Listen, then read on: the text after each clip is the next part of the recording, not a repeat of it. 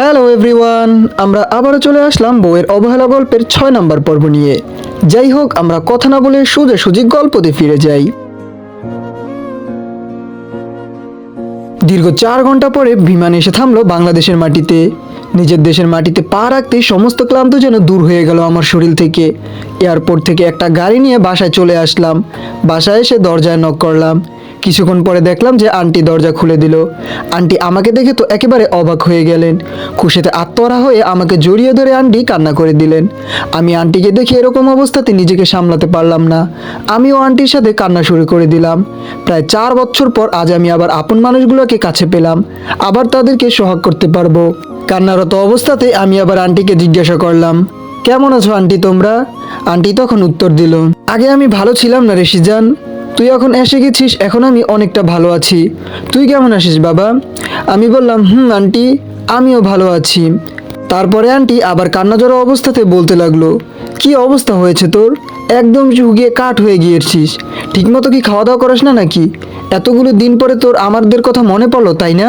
আমি তখন একটি দীর্ঘশ্বাস ফেলে আন্টিকে বলতে লাগলাম, আন্টি, তোমাদের কথা তো আমার ঠিকই মনে পড়ে। আচ্ছা বাদ দাও এইসব, এখন বলো আন্টি, ঈশিতা কোথায়? ঈশিতা কেমন আছে? তখন আন্টি আমাকে বলতে লাগলো, ঈশিতা ওর ঘরেই আছে। কেমন আছে এটা তুই গিয়ে জিজ্ঞাসা কর। আর অর্পাকে দেখিয়ে বলতে লাগলো, আচ্ছা সিজান, তোর সাথে মেয়েটা কে রে বাবা? তখন আমি আন্টিকে বলতে লাগলাম, ও আন্টি সরি, তোমার সাথে তো ওর পরিচয় করিয়ে দেওয়া হয় নাই। আর ও হচ্ছে অর্পা, আমার ফ্রেন্ড। আর অর্পাকে বলতে লাগলাম, অর্পা, ইনি হচ্ছে আমার আন্টি, মানে ঈশিতার আম্মু। তোমাকে তো আন্টির কথা বলেইছিলাম, তাই না?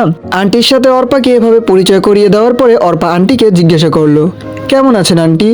আন্টি উত্তর দিল, আলহামদুলিল্লাহ, আমি ভালো আছি মা, তুমি কেমন আছো?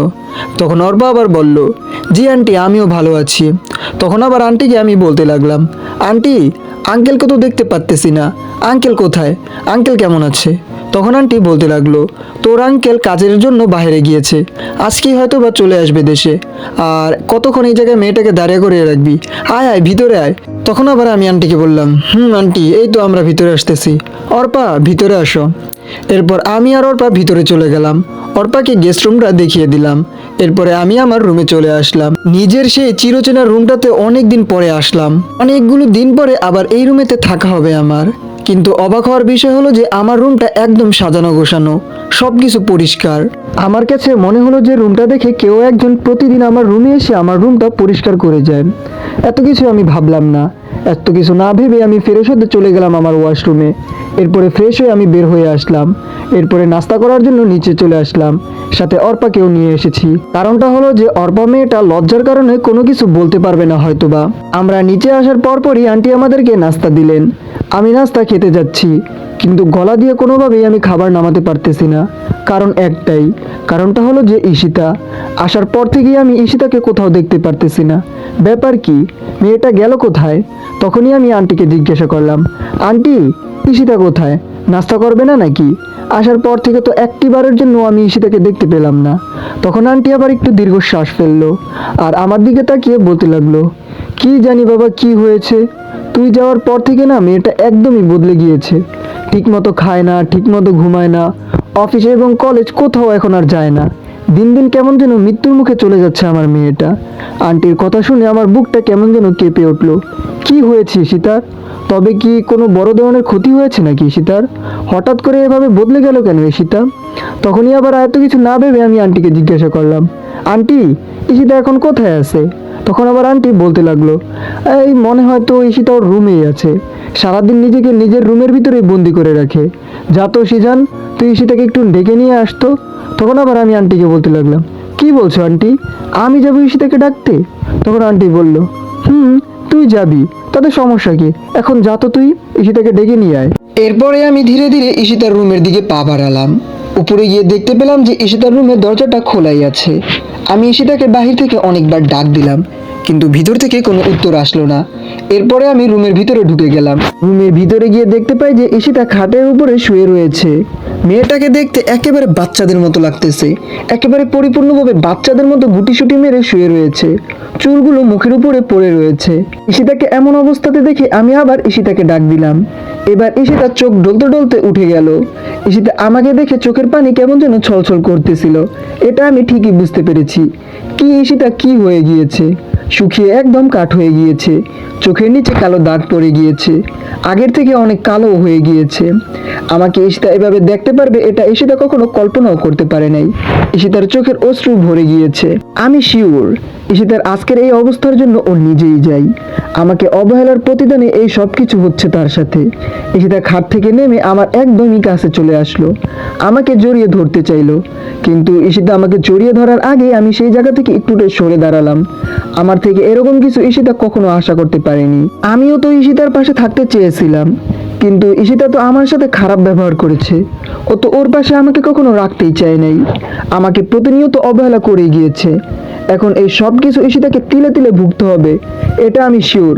এতদিন যা কিছু হয়েছে সব আমাকে অবহেলা করার কারণে ঈশিতার হয়েছে। ঈশিতাকেও বুঝতে হবে প্রিয় মানুষটি অবহেলা করলে তা কই পরিমাণে কষ্ট হয়, তার কত কষ্ট হয় ঈশিতাকে এটা আমি ভালোভাবে বুঝিয়ে দিব। এখন থেকে আমি ঈশিতাকে অবহেলা করব।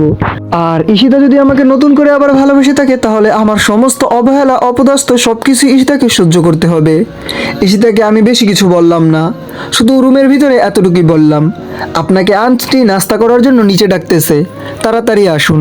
যেই না আমি চলে আসতে যাব তখনই পিছন থেকে ঈশিতা আমাকে ডাক দিল, সিজান দাঁড়াও, তোমার সাথে। আমি আর কিছু শুনলাম না, সেখান থেকে আমি চলে আসলাম। আর ঈশিতা ওইখানেই হাঁটু গেড়ে বসে পড়লো।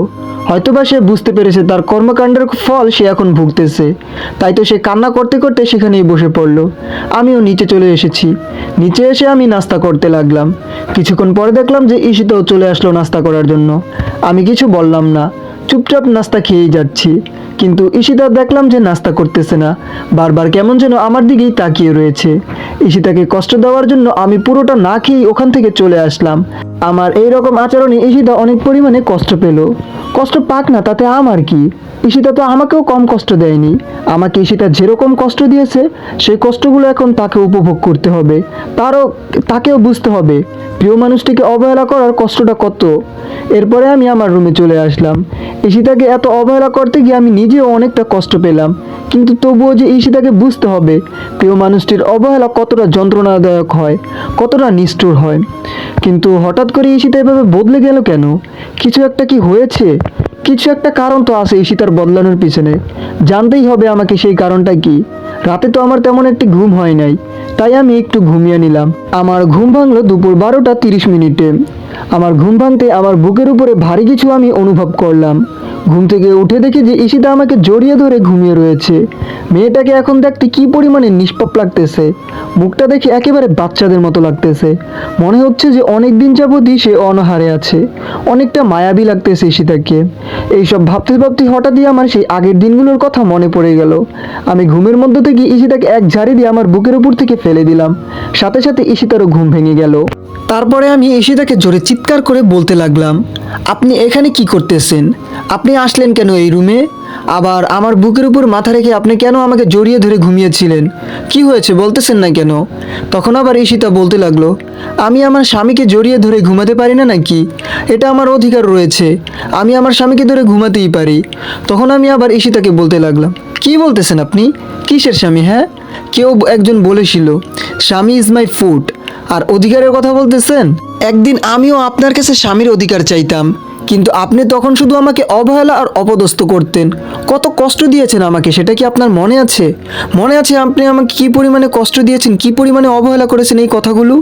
আমার এই কথাগুলো শোনার পরে ঈশিতা ফুপিয়ে ফুপিয়ে কান্না করতে লাগলো আর বলতে লাগলো, সিজান প্লিজ আমার সাথে এরকম করো না, আমি তো তোমাকে অনেক ভালোবাসি, এখন আমি তোমাকে নিজের জীবনের চাইতেও বেশি ভালোবাসি, তুমি যা বলবে আমি তাই করতে পারবো, প্লিজ সিজান তুমি এরকম করো না আমার সাথে। তখন আমি আবার একটু টেবিল মার্কা হাসি দিয়ে ঈশিতাকে বলতে লাগলাম, কি ভালোবাসা? আমি এখন আর আপনাকে ভালোবাসি না। আমার মতো ছোট লোক আপনাকে কখনো ভালোবাসতে পারে না। আমার মতো ছোট লোক কেউ ভালোবাসতে পারে না। আমার সাথে যে মেয়েটা আছে ওই মেয়েটার নাম অর্পা। আপনি অর্পা মেয়েটাকে তো চিনেন। আমি ওকে ভালোবাসি। আর ও আপনার মতো এতটা নিষ্ঠুর না। ও অনেক ভালো একটা মেয়ে। অর্পা এখন আমার জীবনের সাথে জড়িয়ে রয়েছে। আর আপনার না বয়ফ্রেন্ড আছে, তাহলে আমার কাছে কেন ভালোবাসা চাইতেছেন আপনি? কেনই বা আমার কাছে আসছেন ভালোবাসা চাওয়ার জন্য? আপনার বয়ফ্রেন্ডের কাছে যান। আগে তো আপনি বলতেন আমি যেন এই বাড়ি থেকে চলে যাই। এখন আমিই বলতেছি আপনার বলা লাগবে না, আমি নিজ থেকেই এই বাড়ি থেকে চলে যাব। আর যদি আপনি কখনো আমাকে ডিস্টার্ব করেন বা আমার পিছনে লেগে থাকেন, তাহলে আমি আর এই বাড়িতে থাকবো না। এই বাড়ি থেকে আবার আমি দূরে চলে যাব। এইবারকে এতটা দূরে যাব যে আপনি আর আমাকে খুঁজেই পাবেন না। আমার এই কথা শুনে তো ঈশিতা একেবারে আকাশ থেকে পড়লো। তাই তো ঈশিতা কান্নাজড়িত অবস্থাতে আমাকে বলতে লাগলো, আমি আর তোমাকে ডিস্টার্ব করবো না সিজান। তারপরে তুমি এই বাড়ি ছেড়ে এবং আমাকে ছেড়ে যেও না। তুমি আর আমাকে অবহেলা করো না। আমার কথাগুলো শুনে ঈশিতা ফুপিয়ে ফুপিয়ে কান্না করেই যাচ্ছে। কান্নার কারণে ঈশিতার নিঃশ্বাস নিতেও কষ্ট হচ্ছে, এটা আমি ভালো করেই বুঝতে পারতেছিলাম। ঈশিতা আর কোনো কথা না বলেই কান্না করতে করতে আমার রুম থেকে বেরিয়ে গেল। তারপরে ঈশিতা নিজের রুমেই চলে গেল। ঈশিতাকে এখন বুঝতে হবে ভালোবাসার মানুষটিকে অবহেলা করলে কি পরিমাণে কষ্ট লাগে। এরপরে আর আমি কোনো কিছু ভাবলাম না। আমি ফ্রেশ হতে ওয়াশরুমে চলে গেলাম। ওয়াশরুম থেকে ফ্রেশ হয়ে আসলাম, তখনই জোহরের আজান দিয়ে দিল। তাই তো আমি জোহরের নামাজ পড়ার জন্য মসজিদে চলে গেলাম। নামাজ পড়ে বাড়িতে আসার সময় রাকিবের সাথে আমার দেখা হলো। পিছন থেকে রাকিব এসে আমাকে বলতে লাগলো, আরে দোস্ত সিজান যে, কখন আসলি বাংলাদেশে? দেশে ফিরে তো একটিবার আমাকে জানালিও না। কি হয়েছে তোর?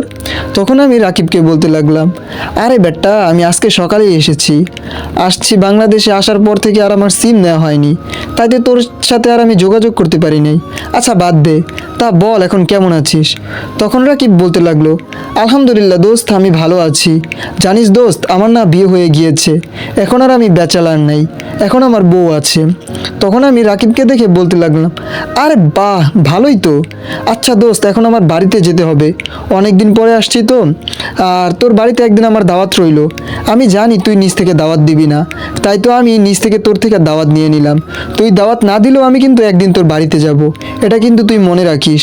তখন রাকিব বলল, আচ্ছা ঠিক আছে, এখন যা তাহলে, আর ভালো থাকিস। আমি রাকিবকে বললাম, আচ্ছা ঠিক আছে, আমি তো এখন চলেই যাচ্ছি, আর তুইও ভালো থাকিস। এরপরে আমি বাড়িতে চলে আসলাম। দেখতে দেখতে 2টা দিন চলে গিয়েছে, কিভাবে সেটা আমি বলতেও পারি না। একদিন দুপুরবেলা খাবার খেয়ে আমি টিভি দেখতেছি, এরই মাঝে অর্পা এসে আমার সামনে হাজির। তখনই আমি অর্পাকে বলতে লাগলাম, আরে অর্পা কিছু কি বলবে নাকি তুমি?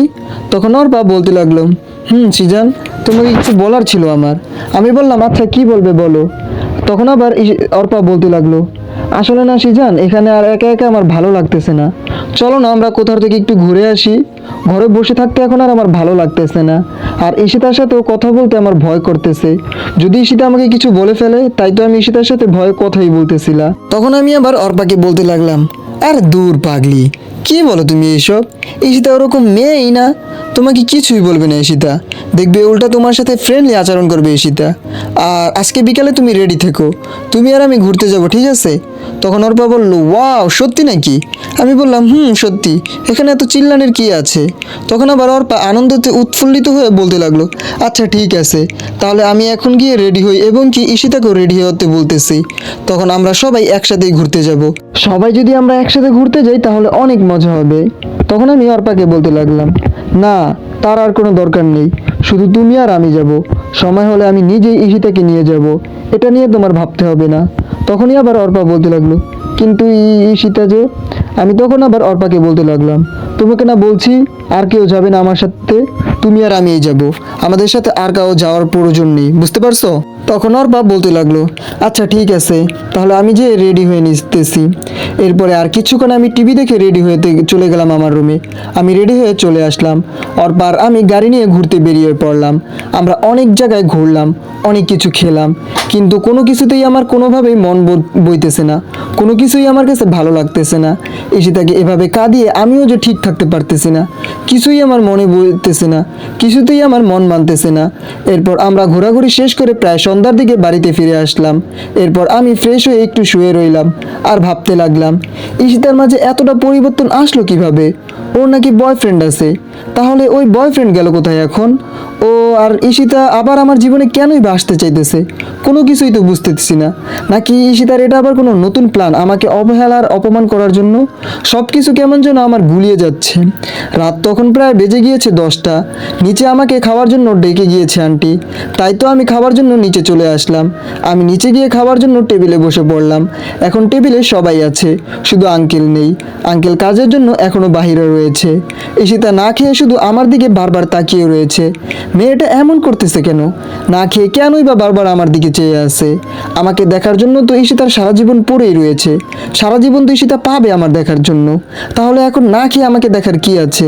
আমি কিছু বললাম না, চুপচাপ খেয়ে নিলাম। এরপরে খাবার শেষ করে আমি ছাদে চলে আসলাম, একটা সিগারেট ধরালাম। এরপর ধীরে ধীরে পুরো বিড়িটাই শেষ করে ফেললাম। এইভাবে একটার পরে একটা সিগারেট খেতে খেতে পুরো 1 প্যাকেট সিগারেট খেয়ে ফেললাম। মানে আসলে হয়েছে কি, সিগারেটের বিষয়টা, আপন মানুষগুলো যখন অবহেলা করে, অপদস্থ করে, তখন এই একটা জিনিস সবচাইতে আপন মনে হয়। এরপরে আর কিছু করলাম না, আমি পুরো 1 প্যাকেট সিগারেট শেষ করে আবার নিজের রুমে চলে আসলাম। নিজের রুমে এসে শুয়ে পড়লাম ঘুমানোর জন্য। এরপরে আমি ঘুমিয়েও গেলাম।